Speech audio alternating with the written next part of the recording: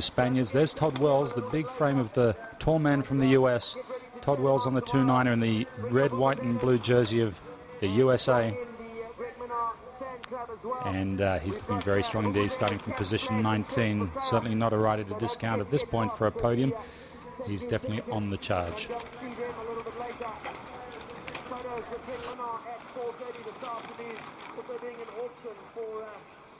Some prize money, some raising for one of the schools as well, the Timbini school.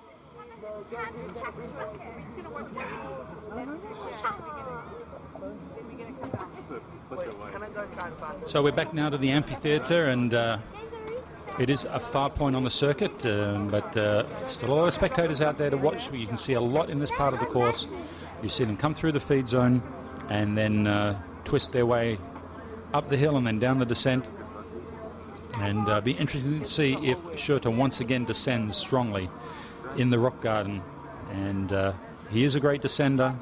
He won the Avalanche Cup in Flims in Switzerland, actually beating Julian Absalon's brother Remy, who's a specialist in that kind of sport, the marathon downhill, I guess you call them, and mass start races. And so obviously very proficient in the downhill. But as predicted by Jose Hermida, there'll be a lead group of 5 or so. He's not too far wrong. He's the 4th in this first group we see now.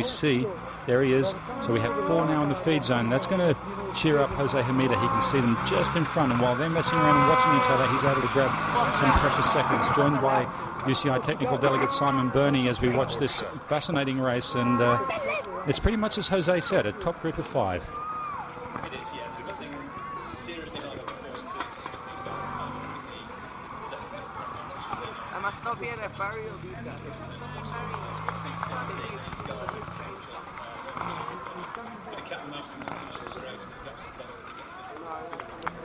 You see, Absalon likes to take the lead in a lot of the climbs, then Schurter will jump in front for the descent. Here, no, not so much, but in the rocky garden that we see after the rock garden, and then Kulhavi's just such a big powerhouse of a rider that he just sort of stamps his power down on the flat. So slightly different styles, but they're all still together. And you see now Hermida so close to being on the back now. So we're going to have a group of 4, and then it's a matter of whether or not we can see Fontana come up. We just saw him go through on the bottom of the screen. I'm just wondering whether or not Fontana's expended too much energy to try and get to this group.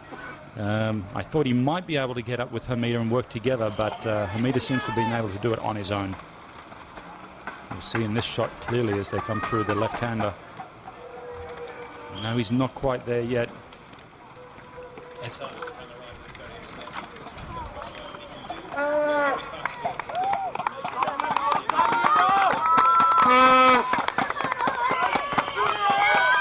tends to drift off a little bit, but when he goes fast, he goes as fast as these guys. He's good. Absolutely, as we see now Hermida take that bottom hairpin to the left, and he's got a good clear view of the riders in front, and I don't think it's going to be too much time indeed before he's on the back of Kulhavi's wheel. But yeah, I was mentioning before that Fontana got 5th in the Olympics, the last Olympics in Beijing. It's something that's not often remembered. Everyone remembers the medals, but 5th, not a bad effort at all. And he also got a bronze medal in the team relay in 2008, but his World Cup podiums, not so many. I think 2009 in Madrid, 3rd in the European Championships last year, and he's been wearing that Italian national champions jersey for quite some time, obviously the best in Italy, and someone that can be a threat, as you say, but if he blows up too early in this race, it could be well and truly over for him.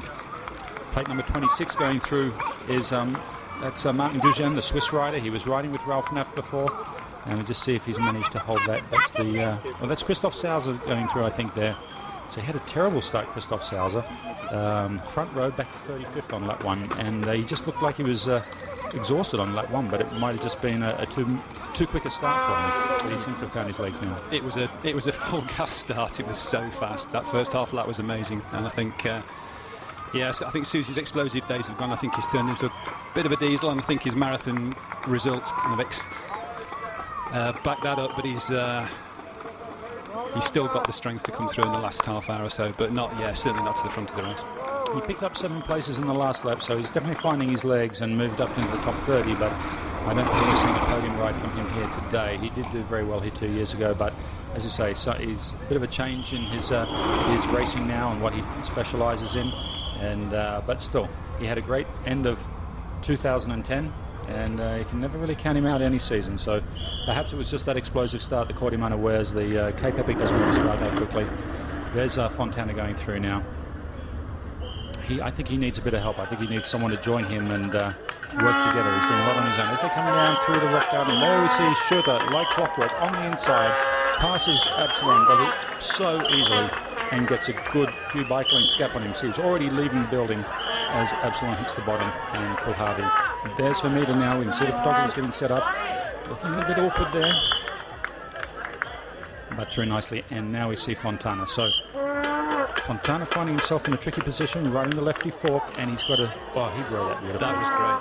Yeah, rode that beautifully. So he's picked up a little bit of time just on that section alone on Hamida, and he looked very comfortable. If you're tired in the upper body, you can't ride like that through that section, so he's still looking pretty strong. I watched Absalom training in this section earlier in the week, and he was having all sorts of difficulty on the left-hand turn halfway down, just couldn't get it right, couldn't keep any momentum going to get over those rocks. Yes. It flattens out there, and the rocks are still too big to get a pedal rev in, so he's really struggling. You see Todd Wells now splitting the Spanish up, so he's getting right into the mix in the top 10 now. Stefan Tempia, the Bianchi rider, also doing pretty well here today. And I was quite impressed by Lejarreta. You see him right at number 22. Was getting passed there by Stander, but Lejarreta, rider that isn't always at the front of the field. But wait and see if they went out too early. Plate number 21 coming down, Carlos Coloma, the other Spanish. Well, yeah, you cannot stop right in the middle of that. You're going to have all sorts of trouble. So Lucas Flukiger almost going over the handlebars there again. The two brothers now trying to pick up some time as they get into the second half of the race. So I think, we saw both Matthias and Sousa suffering on that first lap. That was such an explosive start. They both had the first line. That meant they could warm up to the last minute. But it was just such a dramatically fast start, and it can catch you unawares. Absolutely. I think never has the term momentum is your friend has been more applicable than this section here. I think if you lose your speed, you just stop dead and you never get going again. Well, if we were to look at the strongest nations in the top 20, it would have to be Switzerland and Spain right now, as Ivan Gutierrez came through in position 19. So the Spanish and the Swiss really more than nearly half or more of the top 20. So two nations dominating the top 20 right now, and as we were saying before, the Olympic points, the world rankings for nations, so important. So many national teams here, everyone trying to score points to get up to that ranking. At what point is it decided, Simon, how many nations, how many places each nation get? What date is that? December 31st this year. That's the last world ranking of the year, and that'll take into account all the big races this year, and then the points from this year get added to the points from last year, and make a nation table, and then the places are allocated based on those positions. So 2 years of scoring points, and at the end of this year, it's how many nations get 3? It's 5, isn't it? So in the men's, yeah, five nations get 3 places, and then the next, I think it's down to 12 nations get 2 places, and then down to 20th, 22nd get 1 place. So now we're coming up to the end of lap number 3, and we have our 3 leaders all together under the bridge, and they'll be coming round to head out with 3 laps to go. So we're exactly at halfway distance, which looks like to be, let's see, we're going to be running 1:35. Yeah. So right on target for the new race distances for 2011, between 1:30 and 1:45. So through they go now with 3 laps to go. Our leaders, Nino Schurter, Julian Absalon, Yaroslav Kulharvi, all together within a second. And it looks like those 3 have managed to get a gap on Hermida. I thought he was a lot closer than that, and he's going to get Fontana coming up to him very shortly. Now, if those 2 can work together, it may help the case. But I'm surprised to see Hermida drop so much since we last saw them on camera. I was wondering if something else has happened there, whether he's had a fall or done something, or had certainly a bit of a gap there. I think just 3 or 4 seconds on those technical sections soon adds up. We've only got to mess it up a couple of times, and suddenly there's 6 or 8 seconds gone, and it's only, still only 25 seconds down, and it's 18 seconds down. So you don't need to stall very often on a rock section for it to lose those handful of seconds. And a lot of riders here, wanting to get a great result here because it makes a difference now. You get the top 8, you're the last rider called up to the front row, and front row starts are so critical for the starts anyway. So this is our first race, and it will decide the start order for Dolby Forest in, is it 4 weeks from now, Simon? 4 weeks today. 4 weeks today. So our next broadcast will be in 4 weeks from Dolby Forest. The venue I didn't get to thanks to an Icelandic volcano, but I'm looking forward to going to see. I love greenfield sites. There are a lot of a big challenge for organisers, but it brings flying over the rock garden. Out there in the greenfield. You guys did an amazing job there in Dolby Forest last year. Very keen to see that venue. As we see, Jose Hamida descending so smoothly there. There is a big difference between some of these riders. Is Fontana going to reach the gap? Can they work together? And we really have to be thankful the weather's on our side today, because that can be very, very difficult. We see a lot of people using the chicken line. Fontana is picking it up nicely. Yeah, on this that ground, Cannondale. incredibly slippery. That's your top 5. It's a clay base, and it just fills the tyre treads up, and you end up with a slick tyre. And it's just like riding on ice. And of course it could happen. It happened last week, and it was a really difficult race won by Freecaster over Kulharvi. Lucas Freecaster over Kulharvi, and really, really difficult conditions. So hard to see. Might have been a drop chain. Todd Wells' teammate coming through now. Couldn't even see their Barry chairs. Sando! Different 6 days. Incredible. There's another planet there right now. As we're watching our leaders come through. Let's pick up some of the positions for you as they came through. Barry Stander was in 6th after Fontana. Lejarreta was still holding well there in the top 10 as Todd Wells moved up. No, he stayed in position 8.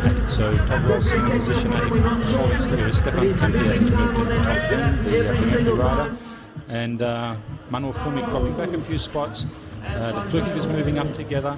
They're going to start in on Carlos Coloma in position 11, Gougen and Lichard. So we've got 4 Swiss riders there together. Flukiger, Gougen, having a little brown Fanta on the sideline. Good to see him here enjoying it. Maxime Marot in 17th. Kilian through, Razafa through, Fanga through. Gutierrez. And then we see another Swiss rider, Galati. Patrick Galati sitting in 19th now, cracking the top 20 as well.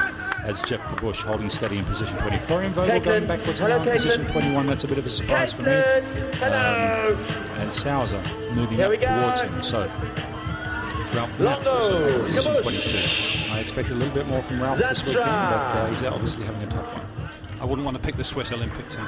No, that's not my job. Talking about that earlier, there's got to be 8 to 10 guys now with Galati and Lichard coming into the picture. That's really going to make it tough for them. World-class athletes. And as we were speaking before, it's not the best 50 in the world that go, it's the best nations, and due to Olympism, as is the term, countries, continents like Africa and Asia get the opportunity to participate as well.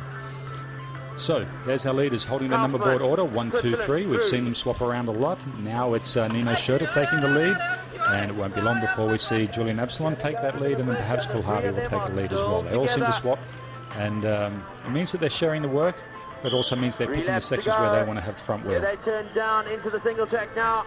The medics in place. If you've got the confidence in the rocky section, you do not want to be following someone that you feel less confident behind. You want to take the lead there, but Schurter, like clockwork, taking the same lane. Well, there we are, the 2 riders riding together in 4th and 5th, and this may work to their benefit as they can start to pace each other and take a share of the workload. And of course, Simon, if the top 3 are watching each other and playing games, it also works into their hands. It does, yeah. No, those 2 could get back up there. It's not inconceivable. And we have to look back now to position 6, which is the first rider outside of the podium positions, and that should be Barry Stander. It is a group now working together. Barry Stander leading it with the Spaniard Lejarreta sitting right behind him, followed by Todd Wells. Now, Todd Wells may, if he's feeling comfortable, decide to try and get past these 2 and make a break for the next group, but it's hard to say. I mean, it'd be great for Todd Wells to get up onto the podium. We haven't seen him there for a long time. Actually, 6, 7, and 8. That is a big gap Barry to try and Stander make with Todd Wells at the moment. I think those first 5 are looking pretty comfortable. We were half race distance, and you know, mechanicals, we saw quite a few mechanicals in the women's race, mainly to do the drivetrain, and 1 puncture there with Katarina Nash, but not so many punches. I don't know if you've seen anything happening in the technical zone outside our commentary booth. No, nothing yet. No, it's all been pretty quiet. Right, there's 21 going through. Carlos Coloma, the Spaniard, riding for the Wild Wolf Trek Racing team with Sergio Mantecon, the rider from Murcia. Lucas Flukiger leading his younger brother there going through with number 17 sitting right behind him, Maxime Marot, the rider for the BH Suntour team. I have to say that Matthias not looking as comfortable, but he often does look like he's uncomfortable. He's riding the top fuel, looks like both on full suspension.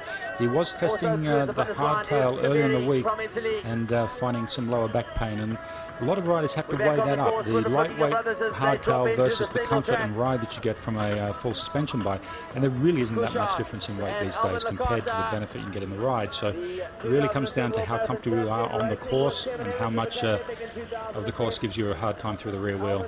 That's right, and then with the specialised guys, Cole Harvey's riding the full suspension, and Wells and Stander are using the hard